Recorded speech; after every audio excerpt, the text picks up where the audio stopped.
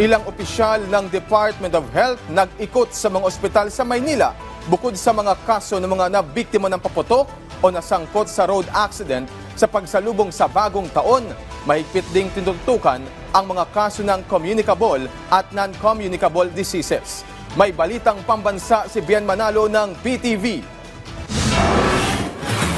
Bilang bahagi ng Ligtas Christmas sa Bagong Pilipinas Hospital Preparedness Rounds, naglibot ang Department of Health sa pangunguna ni Secretary Ted Herbosa sa Philippine General Hospital, Manila Doctors Hospital at Tondo Medical Center. Sa tala ng Philippine General Hospital, as of January 2, 2025, 17 ang naitalang biktima ng paputok. 15 rito ay pawang mga lalaki at 2 naman ang babae. 7 sa kanila ang mga bata at 10 naman ang matanda. Karamihan sa kanila ay napuruhan sa mata. Pinakamarami sa kanila ay naputukan ng kwitis, sinturo ni Judas, 5-star at triangulo. Mas mataas ito sa 13 kaso na naitala noong 2023. Mas mataas din ng mahigit 6 na po ang naitalang road traffic injuries ng ospital noong 2024 kumpara noong 2023. Binabantayan din ng ospital ang communicable at non-communicable diseases ngayong holiday season.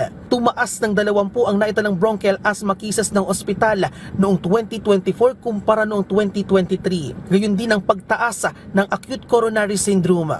Bahagya namang bumaba ang naiulat ng ospital na tinamaan ng stroke noong 2024 kumpara noong 2023. Siguro very important mag-focus ang Department of Health sa prevention and health promotion, disease control.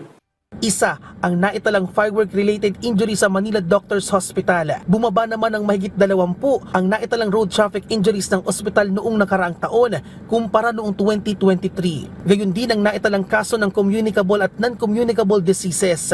Sa Tondo Medical Center naman, 46 ang naitalang fireworks-related injury, habang 79 ang naiulat na road traffic injuries. Yung sa road traffic injuries, magpapatulong tayo sa iba't ibang ahensya. Nandyan ang PNP, nandyan ang MMDA, nandyan ang DPWH.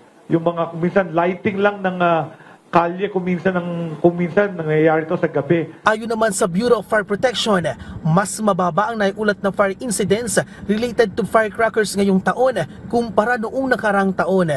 Patuloy pa rin ang paalala ng kagawaran sa publiko na panatilihing malusog ang pangangatawan at maging maingat at alisto sa pagmamaneho para maiwasan ang disgrasya. Mula sa PTV4 Manila, Bien Manalo, Balitang Pambansa.